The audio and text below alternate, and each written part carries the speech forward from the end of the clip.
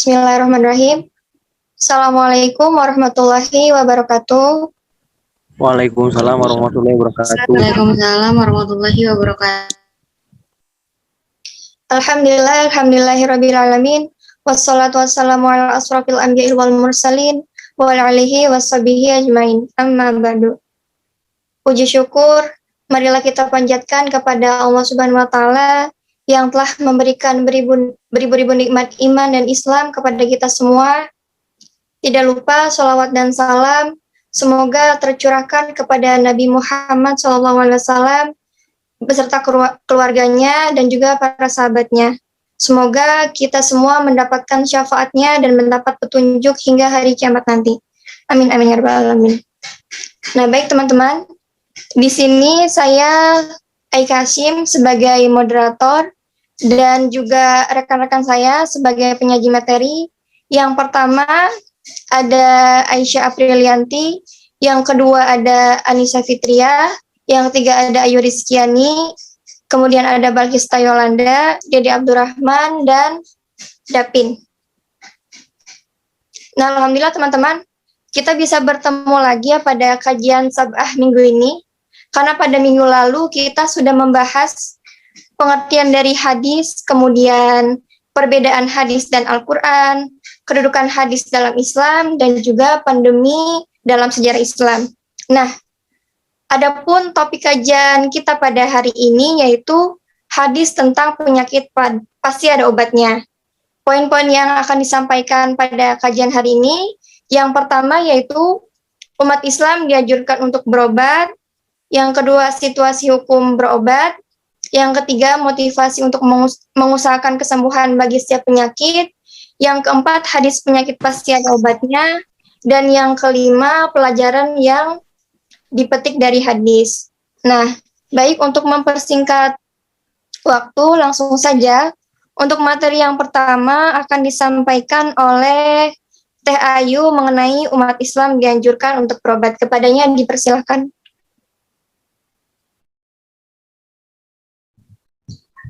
Baik, terima kasih kepada moderator yang sudah mempersilahkan saya untuk memaparkan materi. Di sini saya akan menjelaskan tentang umat Islam dianjurkan berobat. Nah, berobat itu sangat dianjurkan di agama Islam.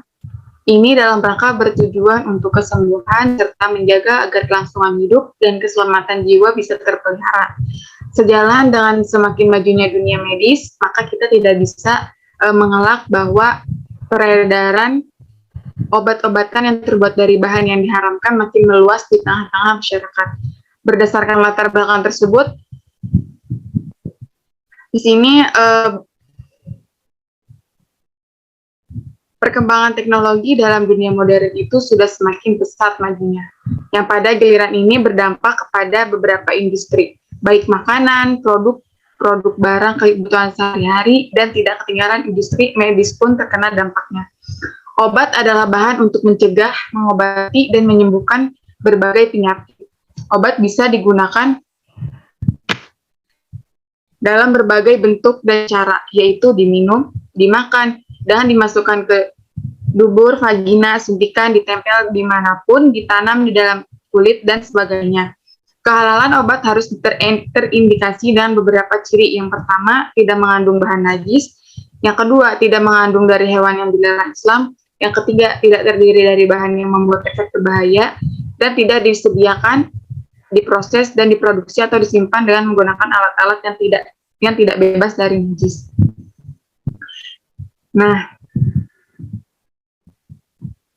pada dasarnya berobat sangat dianjurkan dalam agama Islam. Ini dikarenakan beberapa hal. Di antaranya adalah dalam rangka pemeliharaan jiwa dan raga. Sementara salah satu tujuan syariat Islam ditegakkan adalah untuk memelihara jiwa dan raga. Dalam hal ini ada beberapa hadis yang menjadi alasan dianjurkannya berobat. Yang pertama, ada seorang Arab Badui berkata kepada Nabi Shallallahu Alaihi Wasallam, "Ya Rasulullah, ala tangzir," yang artinya, "Wahai Rasulullah, apakah kita berobat?" Nabi bersabda, berobatlah karena sesungguhnya Allah tidak menurunkan penyakit, kecuali pasti menurunkan obatnya. Kecuali satu penyakit yang tidak ada obatnya. Mereka bertanya, apa itu? Nabi bersabda, penyakit tua. Hadis riwayat Tirmizi 2038. Nabi Muhammad SAW bersabda yang artinya, sesungguhnya Allah menurunkan penyakit beserta obatnya, dan Dia jadikan setiap penyakit ada obatnya. Maka berobatlah kalian, tetapi jangan berobat dengan yang haram. Hadis riwayat Abu Daud. Mungkin segitu saja pemaparan materi dari saya. Kembalikan lagi kepada moderator.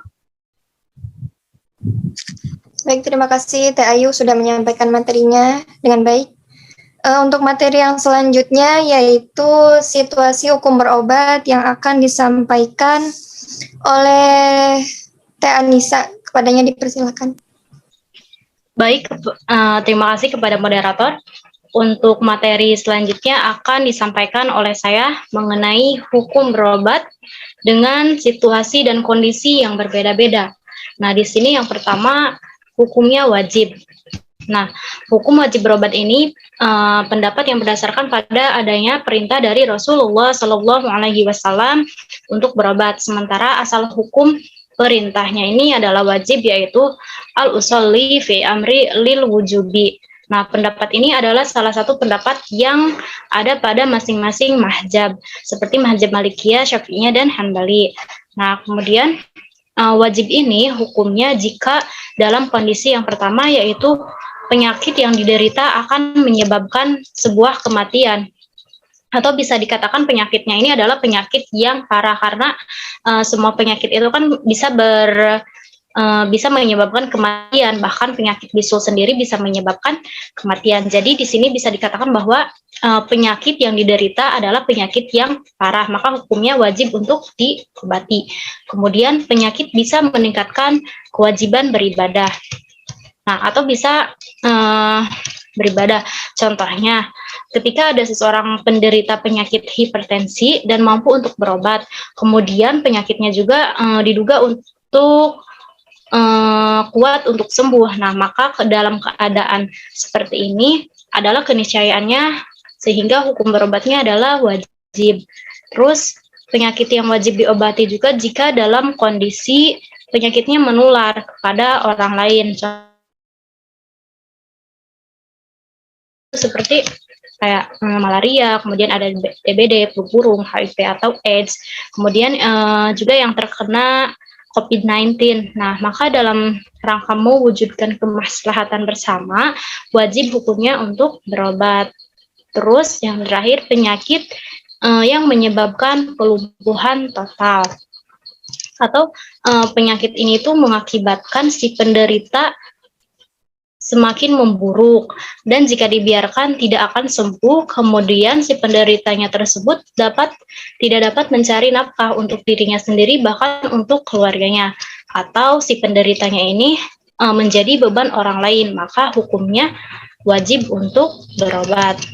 Terus hukum berobat juga yang kedua ada mustahab. Mustahab di sini pada hakikatnya adalah segala perbuatan yang apabila dikerjakan mendapatkan pahala, dan apabila tidak dikerjakan tidak mendapatkan dosa ataupun siksa. Hukum mustahab ini berdasarkan perintah Nabi Muhammad SAW untuk berobat, yang hukum kesunahannya didukung oleh hadis lain, di mana Rasulullah SAW memerintahkan bersabar. Nah, pendapat ini adalah pendapat mazhab Syafi'iyah yang didukung oleh Ibnu Jauzi dan Ibnu Ukail dari mazhab Hambali.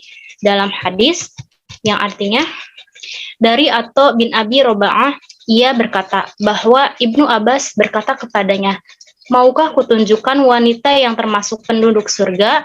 Atau menjawab, "Iya, mau." Ibnu Abbas berkata, "Wanita yang berkulit hitam ini, ia pernah mendatangi Nabi Shallallahu Alaihi Wasallam. Lantas ia pun berkata, 'Aku menderita penyakit ayan dan auratku sering terbuka karenanya. Berdoalah pada Allah untukku.' Nabi Shallallahu Alaihi Wasallam pun bersabda, jika mau sabar bagimu surga. Jika engkau mau, aku akan berdoa kepada Allah Subhanahu wa taala supaya menyembuhkanmu. Wanita itu pun berkata, aku memilih bersabar. Lalu ia berkata pula, auratku bisa tersingkap kala aku terkena ayan. Berdoalah pada Allah supaya auratku tidak terbuka. Nabi Shallallahu Alaihi Wasallam pun berdoa pada Allah untuk wanita tersebut. Nah, mustahab ini apabila penyakit yang dideritanya bisa mengakibatkan lemahnya badan.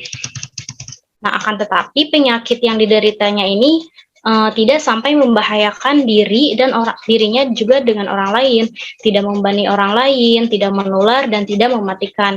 Maka dalam hal ini hukum berobatnya menjadi sunnah.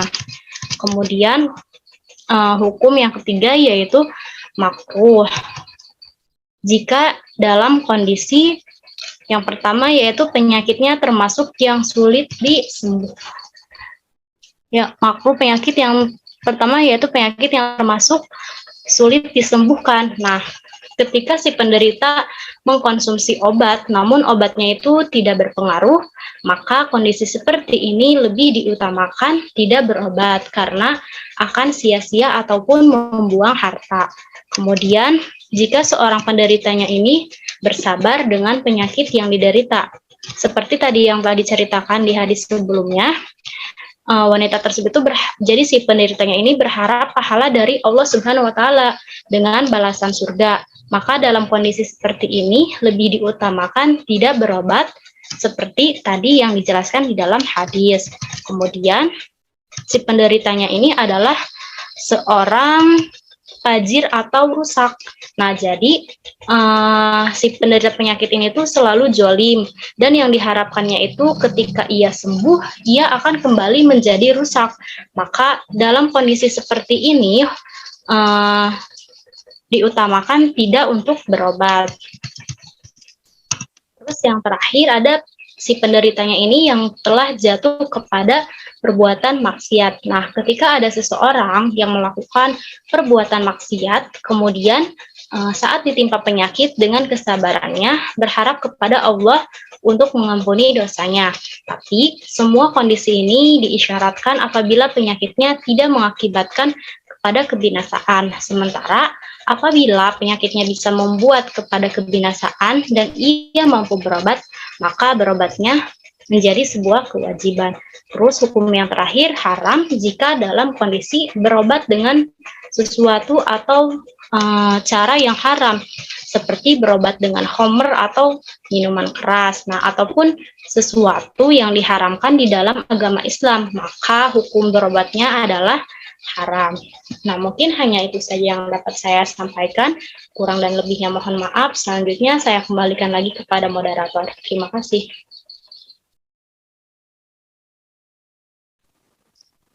Baik, terima kasih kepada Teh Anissa.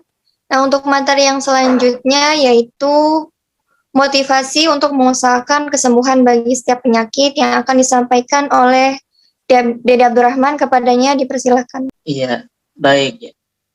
Selanjutnya yaitu motivasi kepada manusia untuk mengusahakan kesembuhan bagi setiap penyakit. Sunni kunta indan Nabi sallallahu alaihi wasallam.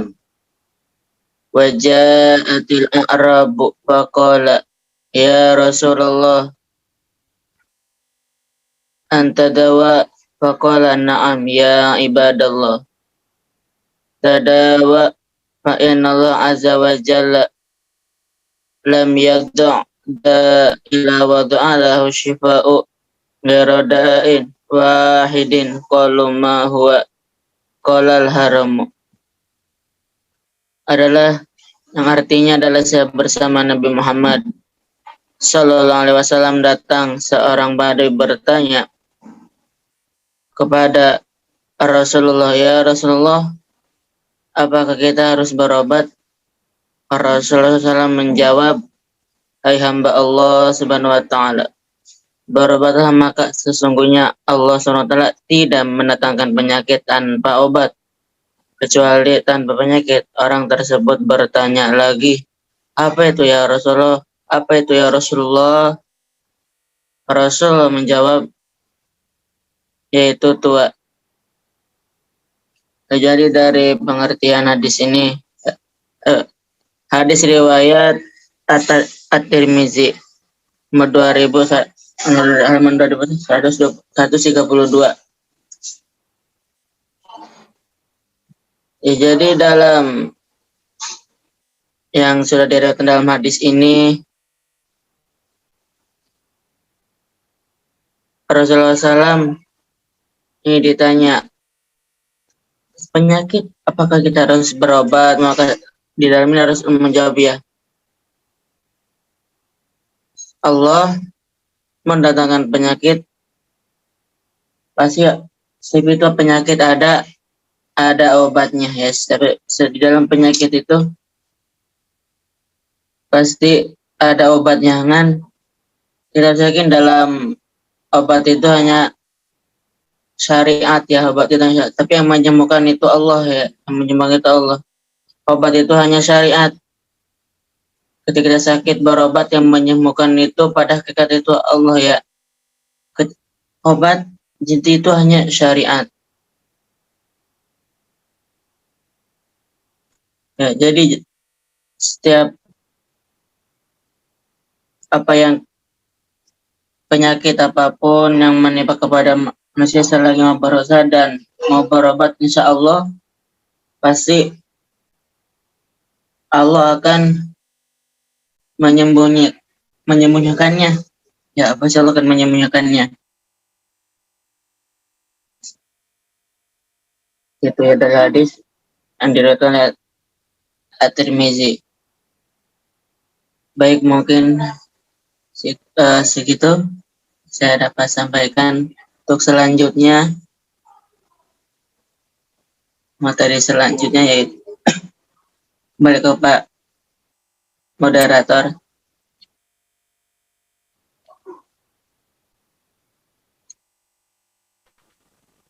Baik, terima kasih Dede telah menyampaikan materinya. Nah, kemudian materi yang selanjutnya yaitu hadis tentang penyakit pasti ada obatnya. Kepada Teh Aisyah, dipersilakan. Baik, terima kasih moderator. Boleh di next Teh PPT-nya?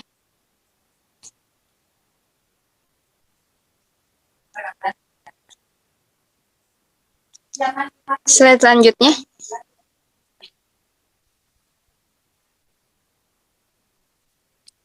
Oke, baik, terima kasih. Di sini ada teks hadis mengenai penyakit itu pasti ada obatnya. Bunyinya Bismillahirrahmanirrahim. Hadasana Muhammadul Musanna, hadasana Abu Ahmad Az-Zubairi, hadasana Umar bin Su'aid bin Abi Husain. Qala hadasana Atauni Abi Robah an Abi Hurairata radhiyallahu an Nabi sallallahu alaihi wasallam qala ma'atulallah doa ila ataulahu syifa'a. Terjemahannya itu menceritakan kepada kami Muhammad bin Al-Musanna, menceritakan kepada kami Abu Ahmad Az-Zubair, menceritakan kepada kami Umar bin Sa'id bin Abi Husain. Dia berkata, menceritakan kepadaku Atta bin Abi Robah dari Abu Hurairah radhiyallahu an, dari Nabi Shallallahu alaihi wasallam, beliau bersabda, Allah tidak menurunkan penyakit kecuali menurunkan juga penawarnya. Hadis riwayat Bukhari nomor 5678. Next Teh.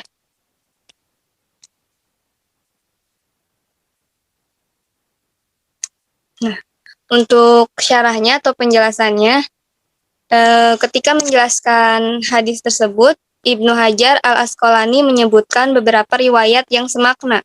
Di antaranya riwayat Ahmad dari Anas, sesungguhnya Allah dimanapun menciptakan penyakit, Dia menciptakan juga obatnya, maka berobatlah.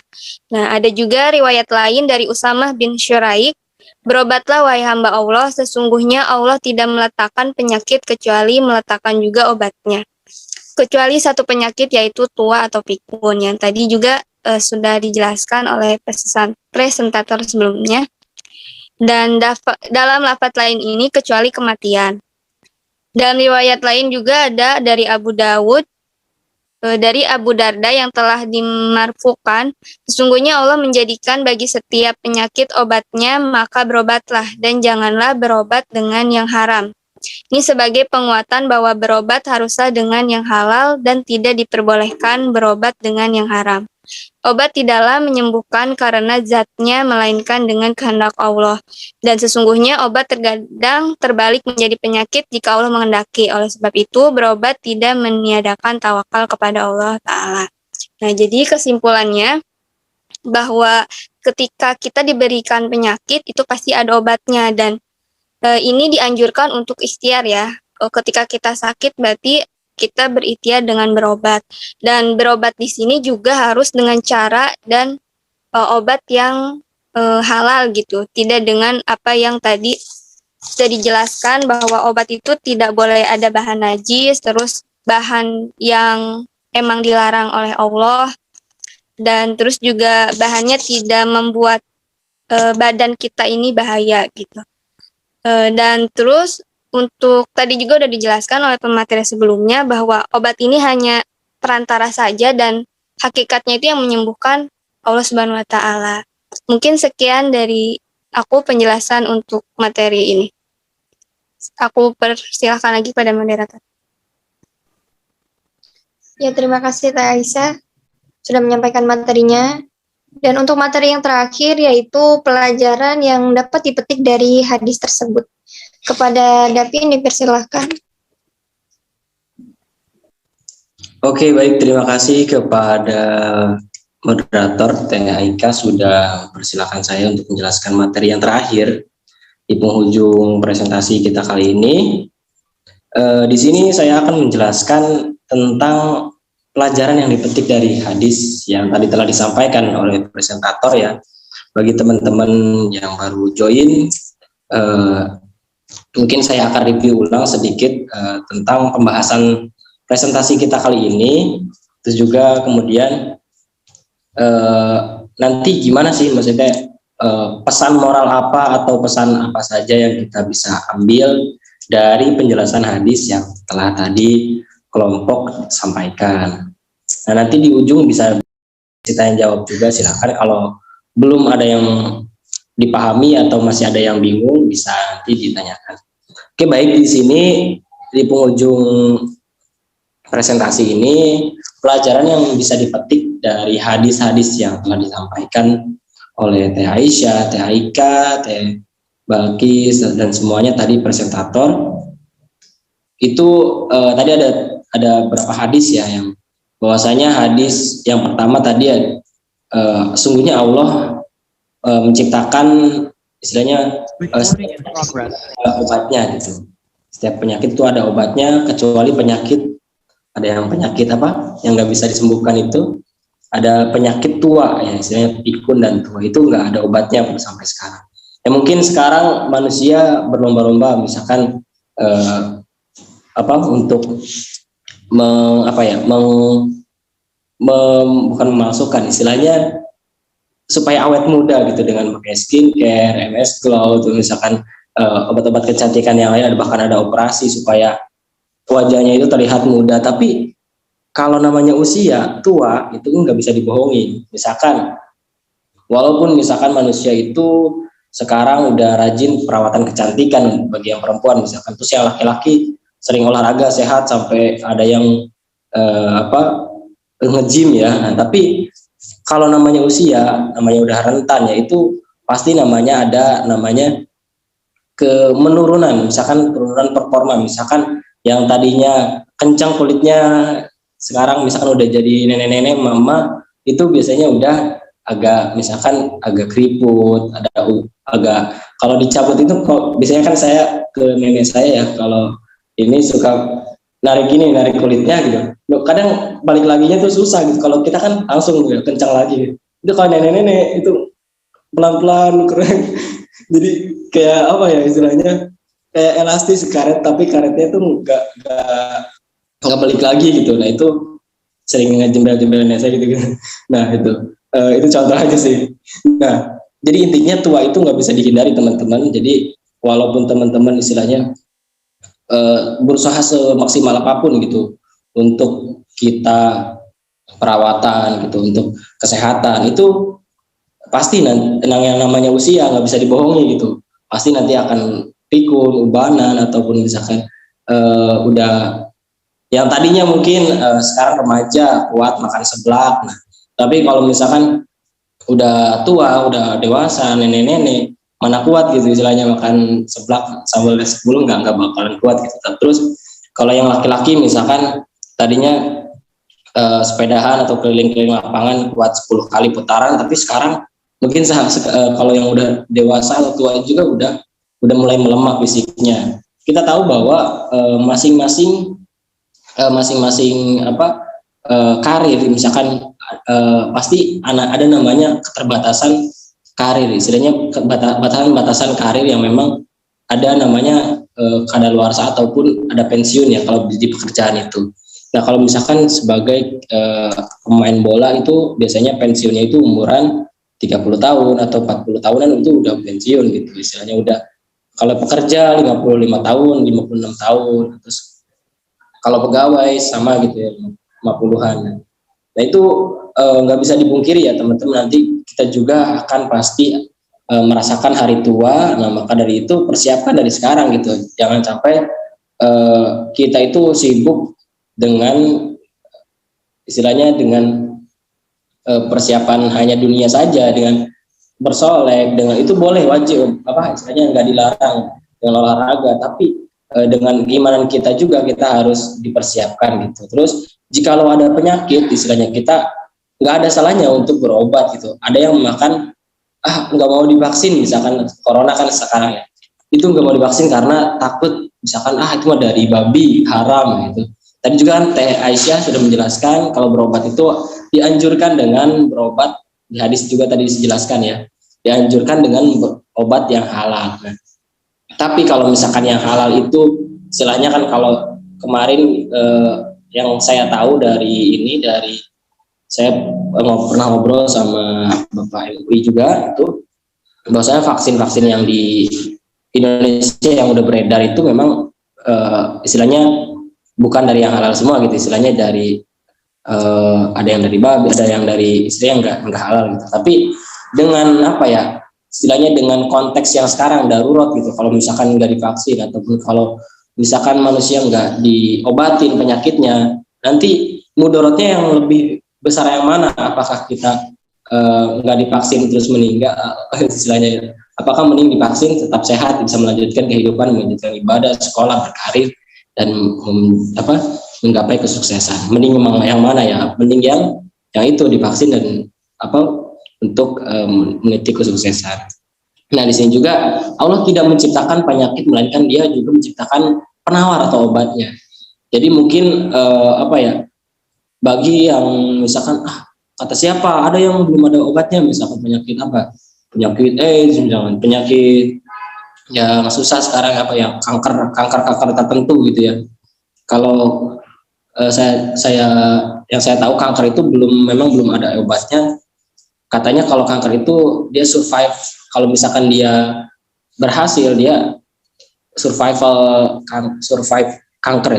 kanker. Jadi akhirnya dia itu berhasil melewati itu semua. Tapi kalau misalkan dia nggak berhasil, akhirnya dia meninggal istilahnya kalau kanker ya. Nah itu kenapa misalkan belum ada obatnya ya? Karena manusia ini kan istilahnya memiliki keterbatasan ya, belum menemukan, bukan belum ada, tapi belum menemukan obatnya. Kayak yang dulu kan misalkan bingung, obat corona belum ada obatnya, tapi sekarang udah ada vaksinnya. Terus dulu yang nganggap orang itu, kalau orang Eropa dulu ya, zaman kegelapan, zaman baheula istilahnya.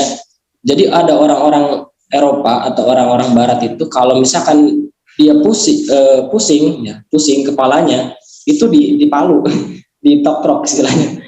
Terus ada yang istilahnya dilubangin, itu kalau pusing itu istilahnya dia kemasukan setan jin katanya, artinya dilubangi kepalanya. Terus ada yang macam-macam gitu, karena apa ya, mungkin karena bingung nggak tahu obatnya gitu. Tapi manusia semakin berkembangnya zaman, semakin teknologi semakin berkembang, terus pengetahuan juga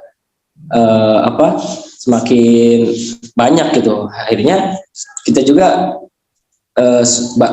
sudah mulai gitu sekarang, obat-obatnya itu udah gampang ditemukan, misalnya di apotek, banyak obat herbal juga gitu.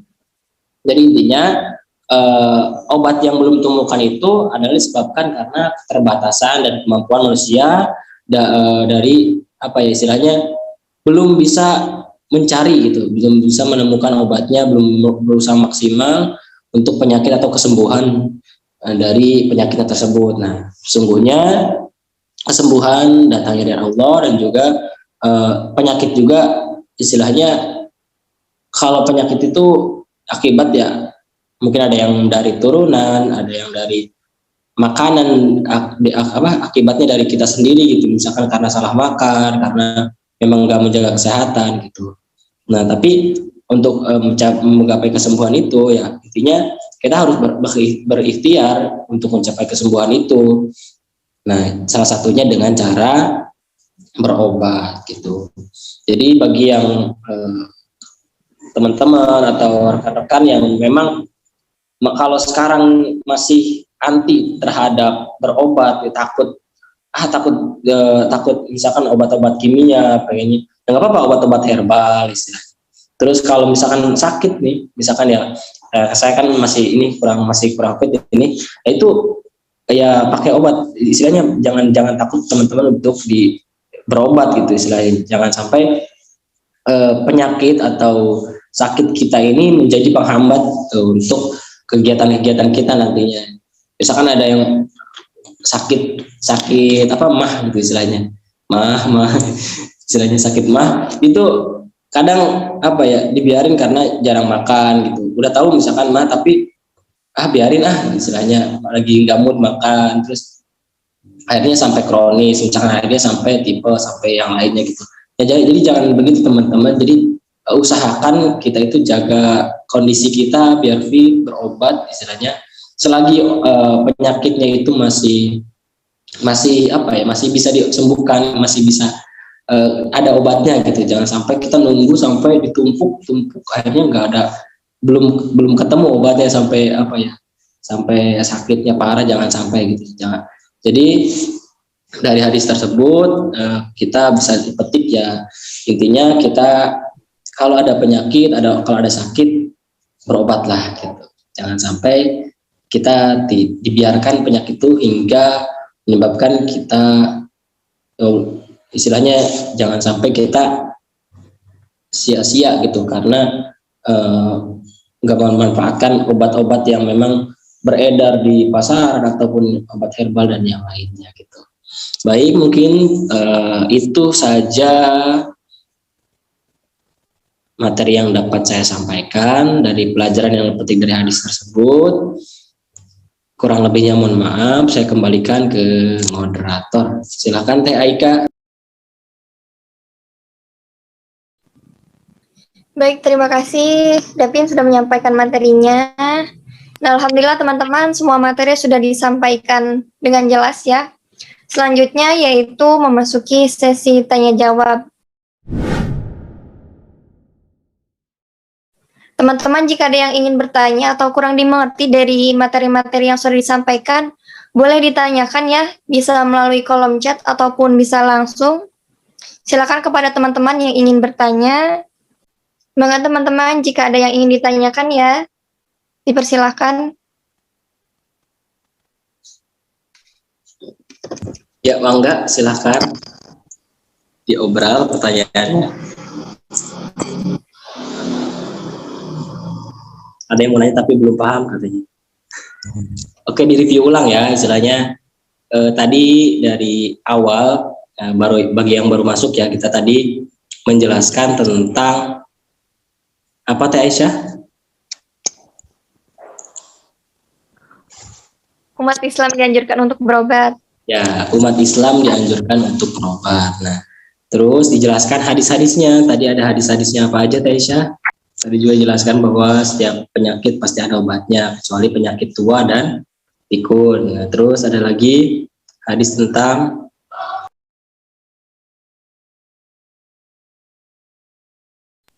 silakan dilanjut. Permisi ya Kang Teteh.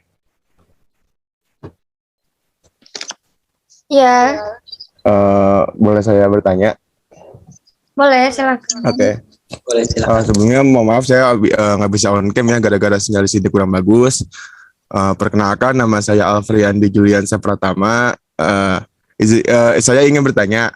Tadi kan sudah dijelaskan jika penyakit itu diturunkan pasti ada obatnya. Nah itu tuh antara penyakit dan obatnya itu kira-kira Allah turunkan bersamaan apa mungkin kayak penyakitnya dulu nih, terus Allah turunkan penawarnya mungkin beberapa tahun berselang atau beberapa setelahnya kemudian gitu. Apakah secara bersamaan atau berbeda waktunya gitu? Itu aja sih, terima kasih.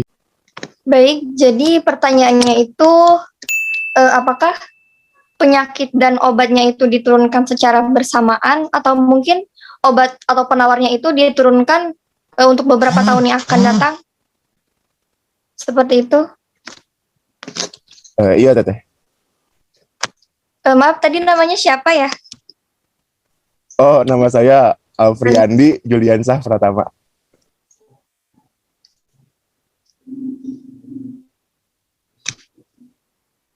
Baik teman-teman, ada yang ingin bertanya lagi? Kami tampung dulu ya pertanyaannya.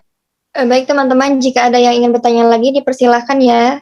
Izinkan kami untuk mendiskusikannya terlebih dahulu sembari berjalan. Bahkan satu lagi aja, kalau ada, kalau malu langsung bisa di chat, kalau menchat juga silakan.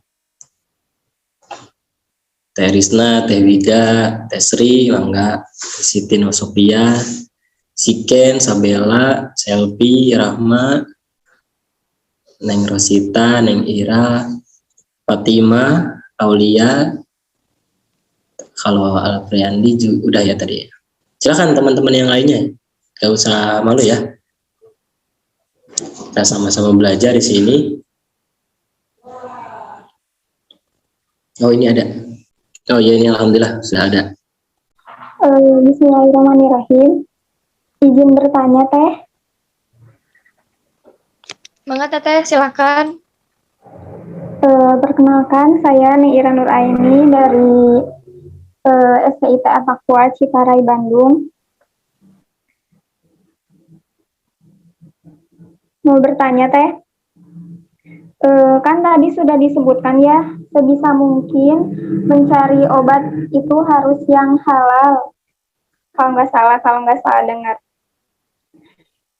Gimana hukumnya kalau misalkan hukum meminum obat yang mengandung darah dan bisa ular. Soalnya ada pernah dengar gitu di suatu keluarga nggak bisa kurang mampu sehingga tidak bisa berobat ke rumah sakit atau ke tempat berobat gitu. Lalu ada yang menganjurkan untuk memesan obat herbal dari Cina yang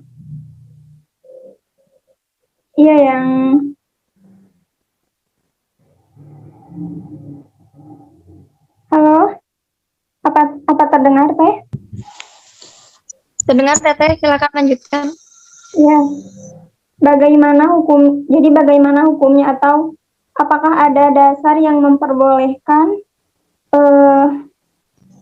meminum atau mengonsumsi obat yang mengandung darah dan bisa ular? Terima kasih. Ya baik. Mungkin saya ulang lagi ya pertanyaannya secara singkat.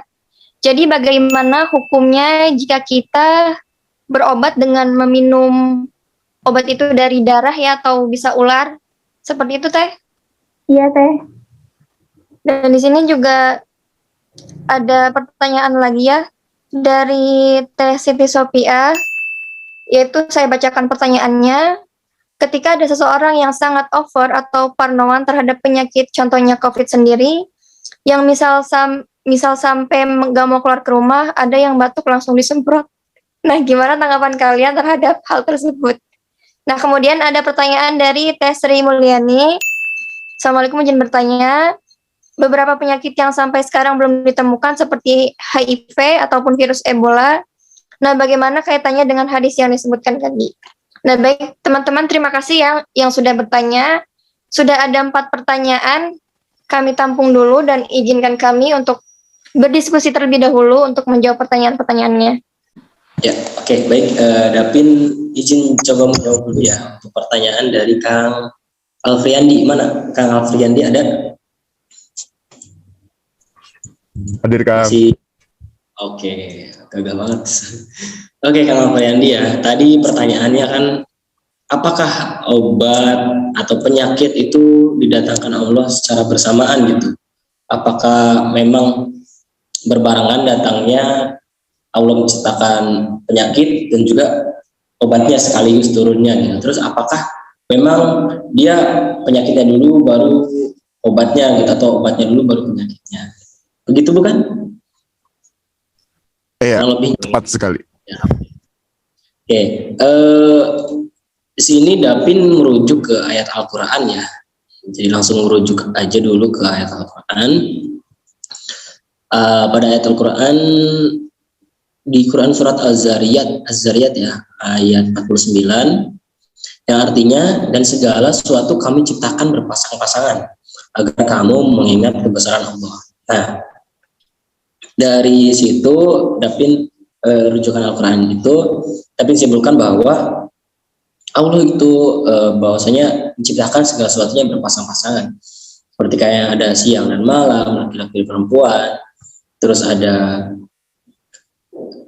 begitupun ada obat dan juga penyakit dan juga obatnya. Jadi menurut pandangan Dapin sendiri dari ayat tersebut, merujuk ke ayat Az-Zariyat tersebut tadi, Quran surat Az-Zariyat ayat 49, ya itu udah berbarengan, sepaket gitu. Nah, tapi di sini kata Ibnu Qayyim ya, Dapin juga merujuk ke Ibnu Qayyim. Kata Ibnu Qayyim itu bahwa Allah menciptakan obat-obatan itu untuk menyembuhkan semua penyakit tersebut, namun pengetahuan terhadap obat-obatan tersebut tidak disingkapkan semuanya di hadapan umat manusia. Maksudnya gimana? Jadi maksudnya itu ilmu pengetahuan yang dimiliki manusia hanyalah sebatas diajarkan oleh Allah atau Rasul ya, bahwasanya tergantung misalkan kesembuhan penyakit itu atau cocoknya obat dengan penyakit tersebut tergantung usaha manusia gitu ya. Jadi kalau di hadis-hadis tersebut itu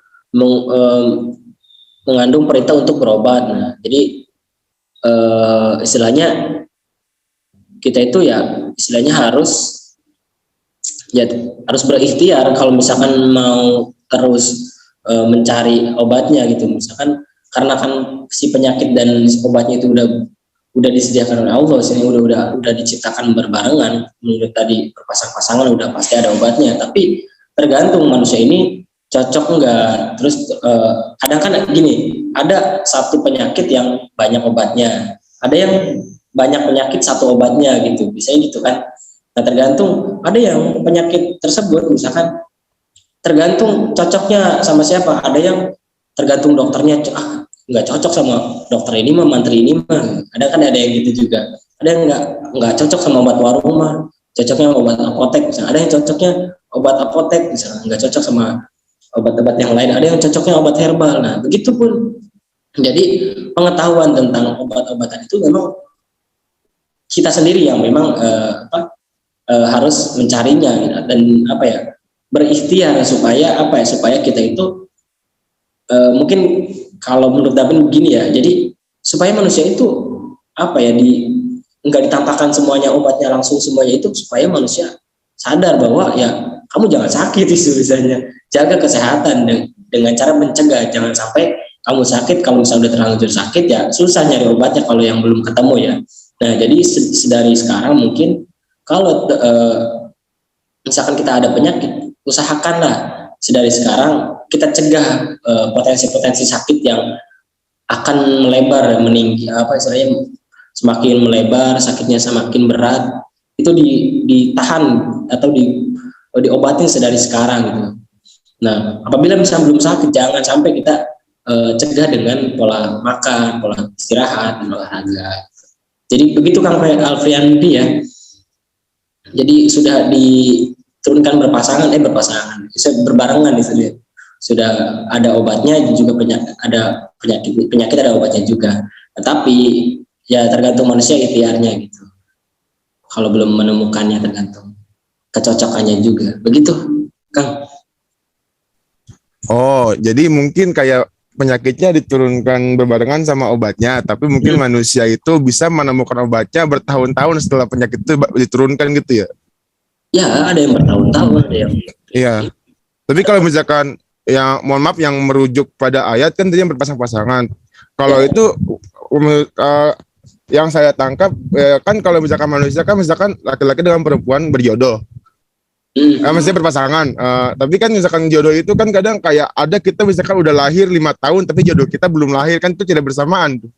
Itu bisa disamakan nggak dengan yang penyakit tadi? Oh, beda konteksnya gitu. Ya, ada, sudah diciptakan istilahnya, jodohnya istilahnya sudah ada kalau jodoh. Tapi kalau untuk tergantung ikhtiar kita gitu, istilahnya ikhtiarnya. Ya mungkin karena ikhtiarnya kita, karena kriteria kita pengen yang agak lebih muda gitu ya. Itu kan tergantung ikhtiar kita. Atau pengen yang lebih dewasa mungkin udah lahir duluan gitu. Tergantung kecocokannya gitu. Oh iya, mungkin jodohnya sudah ada di Sidratul Muntaha tapi lahirnya kita duluan gitu daripada jodoh kita, mungkin begitu ya. Oke, sudah terjawab. Terima kasih ya Kang Dapin dan semuanya. Sama-sama. Lagi apa Kang? Lagi santai aja Kang. Makasih udah ngeluangin waktu ya. Ya, sama-sama. Teman-teman yang lain, tapi coba jawab dulu ya, nanti teman-teman tambahin kali kalau sudah ketemu supaya memaksimalkan waktu juga. Oke, baik, Dapin izin menjawab ya pertanyaan dari ini dulu nih, yang Teh Sri Mulyani ya.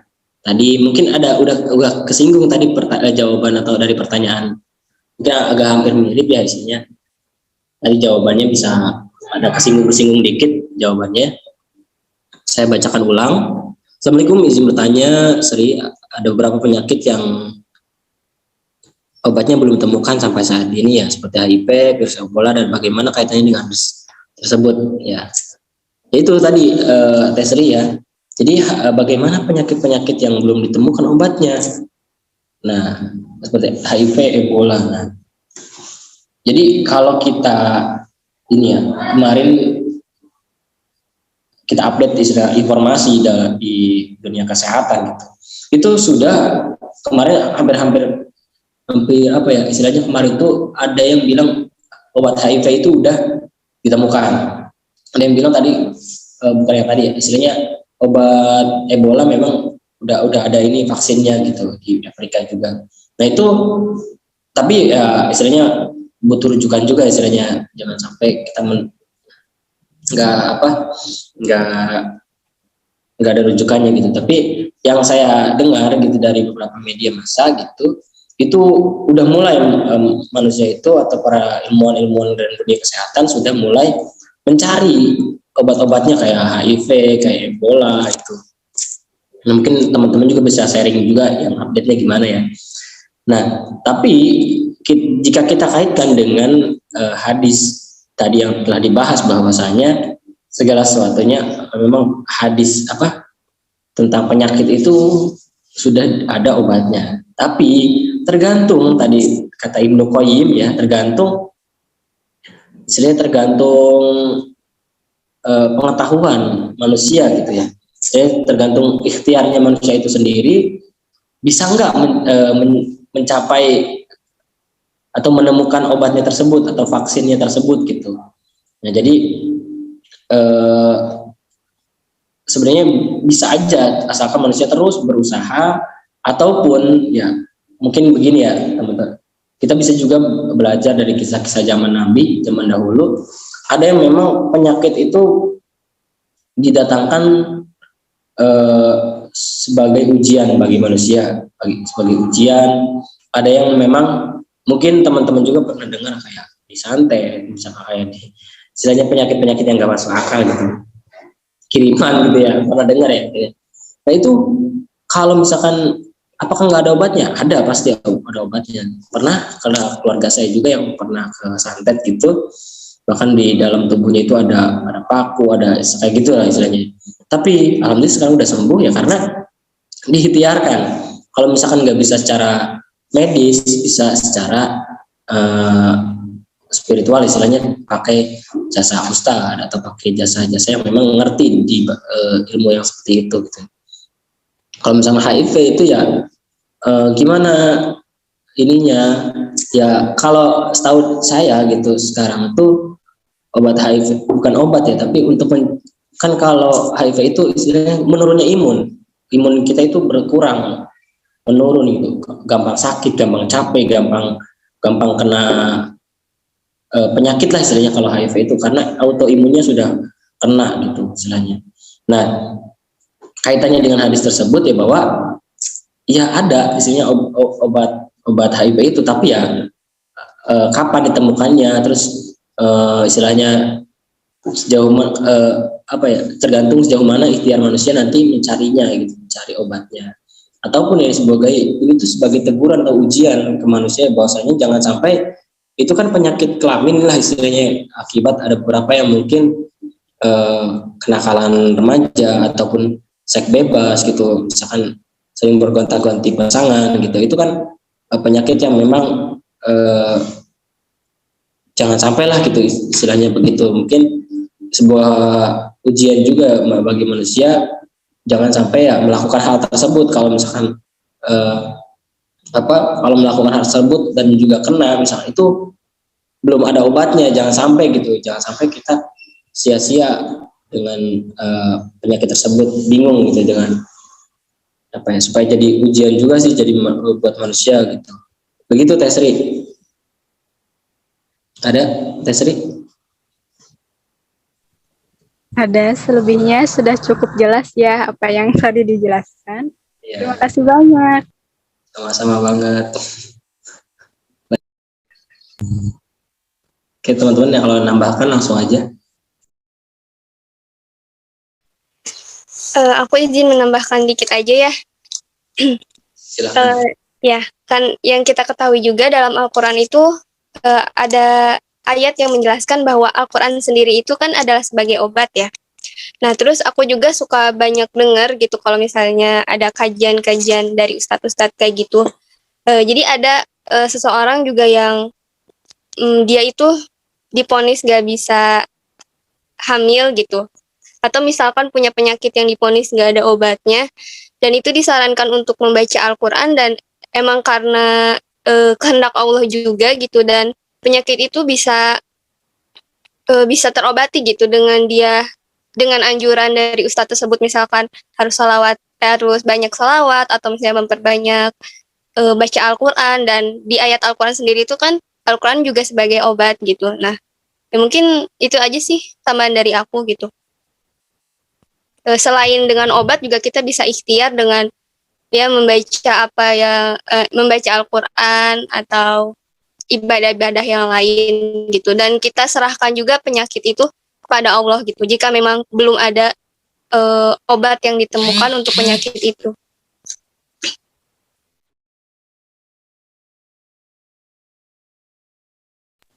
Oke, lanjut ya. Boleh langsung jawab ya.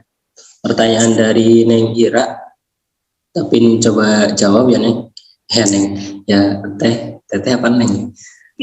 Oh iya, Neng Iranya kebetulan tadi chat aku katanya lagi jalan pulang dulu soalnya dari kerja. Tapi nggak apa-apa.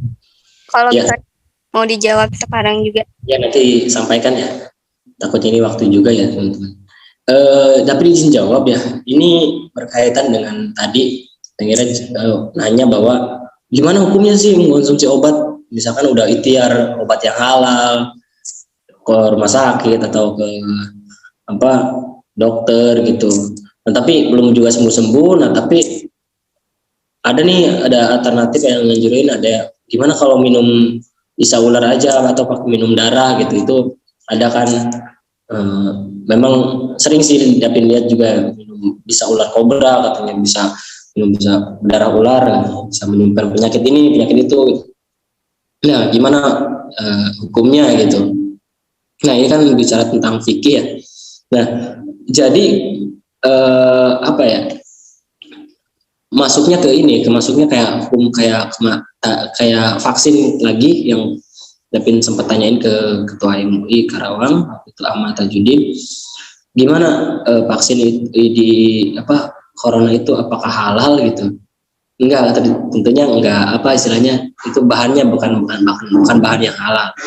Nah, tapi dalam konteks ini jadi ada istilahnya kita harus masalah musalah, istilahnya harus melihat banyak, istilahnya yang mana nih yang banyak manfaatnya dan sekiranya sedikit mudaratnya. Kalau sekiranya itu dalam keadaan darurat, nggak, kita udah mencari obat lain, udah ikhtiar semaksimal mungkin nggak ada, dan cuman adanya itu untuk mempertahankan hidup kita gitu.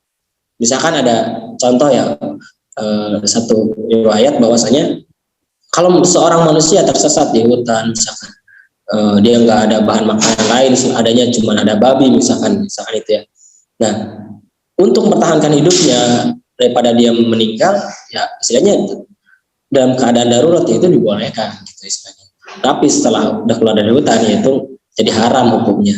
Dan begitu pun begitu. Kalau misalkan sudah ikhtiar mencari obat yang halal, terus kita nggak menemukan, sebentar ya teman-teman, ini ada, kita nggak menemukan obat yang istilahnya halal tersebut, adanya yang cuman dianjurkannya itu yang minum bisa ular dan darah gitu, ya dibolehkan, istilahnya nggak jadi hukumnya berbeda gitu, istilahnya nggak jadi haram lagi. Tapi kalau misalkan udah ditemukan nih obat yang pengganti darah dan bisa ular itu, nah itu boleh istilahnya ganti lagi, istilahnya kita nggak usah dianjurkan minum itu lagi. Istilahnya hukum itu bisa berubah sesuai dengan keadaan, ataupun misalkan dalam konteks tertentu ya. Kalau misalkan apalagi darurat ya, untuk mempertahankan hidup kita, mendingan mana, meninggal ataupun misalkan tetap sakit kalau nggak minum bisa ular, apakah sembuh minum gara-gara minum bisa ular gitu. Dan itu juga harus diuji apakah benar, apakah cuma katanya gitu, apakah memang nggak ada yang lain, itu harus diuji juga gitu.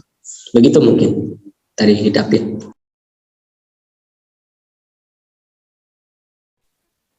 Ya baik, aku izin menambahkan ya. Ya. Oke, nah tadi ini kita ulas lagi aja ya, dengan materinya. Terus tadi kan ada hadis yang disebutkan bahwa sesungguhnya Allah telah menurunkan penyakit dan obat, dan Dia menjadikan bagi setiap penyakit ada obatnya. Maka berobatlah kamu dan jangan kamu gunakan barang yang haram. Nah, tadi pertanyaannya mungkin masuk ke sini ya. Ini hadis riwayat Abu Daud. Terus ada juga hadis lain riwayat Imam Bukhari yang artinya sesungguhnya Allah tidak menjadikan kesembuhanmu dalam apa yang diharamkannya atasmu. Nah, bahan yang haram itu dan ada bahan mengandung najis itu dilarang gitu untuk pengobatan. Bahkan Allah berjanji juga tidak akan menjadikan kesembuhan itu bagi orang yang memakai obat dengan bahan yang ada najis atau haram. Nah, tetapi dalam Al-Quran, Quran Surat Al-Baqarah ayat 173, A'udzubillahi minasyaitonirrajim, Bismillahirrahmanirrahim. Innama harrama alaikumul maitata waddama walahmal khinziri wa ma uhilla bihi lighairillah. Faman iturra ghaira baghi wala 'adin fala isma 'alaihi. Innallaha ghafurur rahim. Shadaqallahul azim, yang artinya sesungguhnya Allah mengharamkan bagimu bangkai, darah, daging babi, dan binatang ketika disembelih tidak menyebut nama selain Allah. Tetapi barang siapa dalam keadaan darurat terpaksa memakannya, ia tidak menginginkannya, dan tidak pula melampaui batas, maka tidak ada dosa baginya. Sesungguhnya Allah Maha Pengampun lagi Maha Penyayang. Nah, jadi tadi yang udah dijelaskan juga oleh Davin, bahwa jika darurat, hukum itu bisa berubah ketika keadaannya juga mendesak gitu ya. Nah, terus ini juga ada syaratnya gitu, yang darurat itu. Yang pertama itu terdapat bahaya yang mengancam kehidupan manusia jika tidak berobat. Tadi juga sudah dijelaskan ya oleh pemateri. Terus yang kedua, tidak ada obat lain yang halal sebagai ganti obat yang haram. Dan yang ketiga, adanya suatu pernyataan dari seorang dokter muslim yang dapat dipercaya, baik pemeriksaannya maupun agamanya, itikat baiknya gitu. Ya mungkin tambahan dari aku segitu aja. Aku serahkan lagi ke moderator.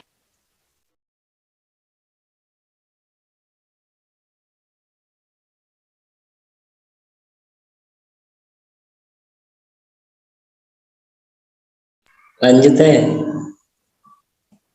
Pertanyaan dari Teh Siti Sopiah ya? Teh Sitinya ada? Ada ya? Davin izin jawab ya, nanti teman-teman coba tambahin. Saya ulangi pertanyaan tadi, ketika ada seorang yang sangat over terhadap penyakit atau parnoan yang terhadap penyakit COVID misalnya tadi contohin, sampai gak mau keluar rumah, ada yang batuk langsung semprot. Nah, terus gimana tanggapannya terhadap tersebut, tanggapan kita ya? Teh Siti ya mungkin ini mungkin menemukan kasus ya di lapangan ataupun ya ini juga terjadi pada diri saya sendiri waktu awal-awal COVID ya, sampai ya gak mau keluar istilahnya pakai masker, bahkan sebelum dianjurkan pakai masker udah pakai masker ya waktu itu di kampus ya. Terus sampai ya kalau ada batuk langsung menghindar, walaupun itu orang tua sendiri ataupun istilahnya teman sendiri yang teman dekat misalkan itu langsung menghindar lah istilahnya, pasti corona ini gimana gitu. Nah, karena memang wajar karena mungkin pengetahuan kita belum tentang corona itu masih sedikit waktu itu ya. Jadi penyebab panik atau parnoan itu memang salah satunya minimnya pengetahuan tentang satu penyakit tersebut gitu, ataupun ya nggak tahu banyak gitu tentang ini boleh nggak sih kalau batuk itu nular nggak sih gitu. Misalkan kalau bersentuhan itu nanti ke yang corona apakah langsung kena kena barang-barangnya apakah langsung kena juga gitu. Nah itu kan ada gitu ya. Tapi mungkin setelah kita tahu sekarang sudah berkembang ya, udah ternyata ya COVID itu ya udah vaksin udah ini ya sekarang nggak terlalu berpengaruh juga. Misalnya batuk ya karena minum es terus misalkan, karena batuknya karena makan seblak terus misalnya gitu. Itu banyak variannya atau banyak penyebabnya sekarang. Jadi tanggapannya terhadap orang yang parnoan itu ya coba ya jelaskan bahwa kamu jangan parnoan itu istilahnya. Ini ternyata nggak seburuk atau nggak se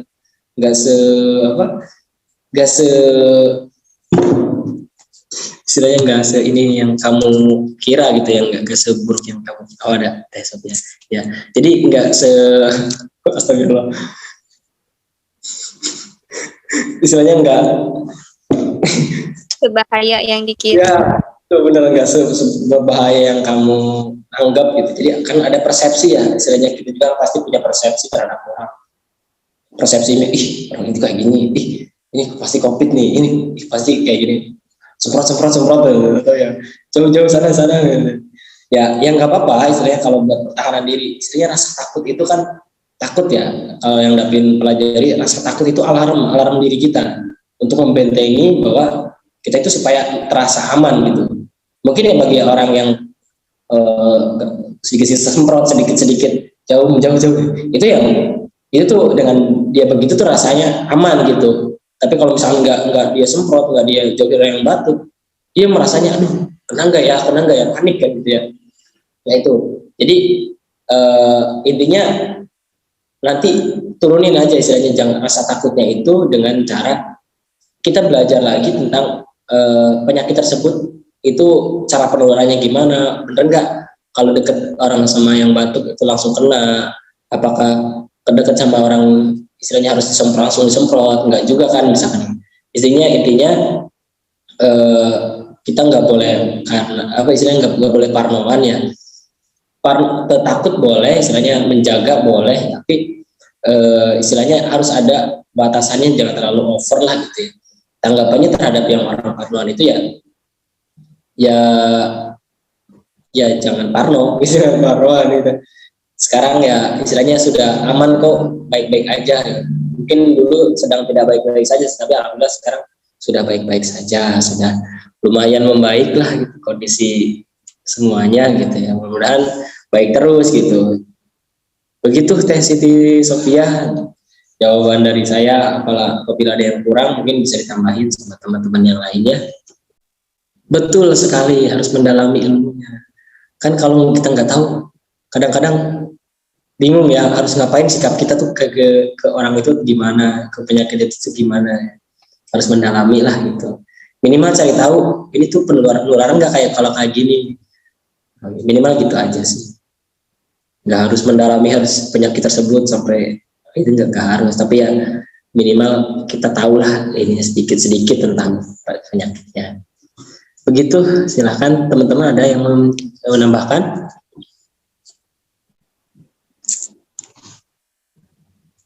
Ada tidak? Kalau tidak ada, saya kembalikan ke moderator ya. Silahkan Teh Aika. Sabela udah nggak ada ya? Ya, alhamdulillah ya teman-teman semua. Semua pertanyaan sudah dijawab. Nah, mungkin saya akan membacakan sedikit kesimpulan dari kajian kita pada hari ini. Kesimpulannya yaitu berobat sangat dianjurkan di dalam agama Islam dalam rangka untuk kesembuhan serta untuk menjaga agar kelangsungan hidup dan keselamatan jiwa bisa terpelihara. Hukum berobat itu sendiri berbeda-beda sesuai dengan situasi dan kondisi tertentu. Bisa menjadi haram, makruh, mubah, sunnah, atau bahkan dalam hal-hal tertentu bisa menjadi wajib. Nah, dan Allah tidak menciptakan penyakit, melainkan Dia juga menciptakan penawar atau obatnya. Adapun penyakit-penyakit yang belum bisa ditemukan obatnya itu hingga saat ini disebabkan karena keterbatasan kemampuan manusia. Dan Allah belum memberikan petunjuk kepada manusia karena ilmu pengetahuan yang dimiliki manusia hanyalah sebatas yang diajarkan oleh Allah. Dan sebagai pesan dari Allah agar manusia senantiasa berusaha mencari penawarnya. Nah, alhamdulillah ya teman-teman, mulai dari penyampaian materi sampai pertanyaan sudah dijawab semua. Kita tutup kajian hari ini dengan membaca Alhamdulillahirrahmanirrahim. Alhamdulillahirrahmanirrahim. Nah, jadi demikian isi kajian sabah kita kali ini. Semoga apa yang kita sampaikan dapat bermanfaat bagi kita semua. Jika ada kekurangan, mohon dimaafkan karena kesempurnaan hanyalah milik Allah Subhanahu wa Ta'ala.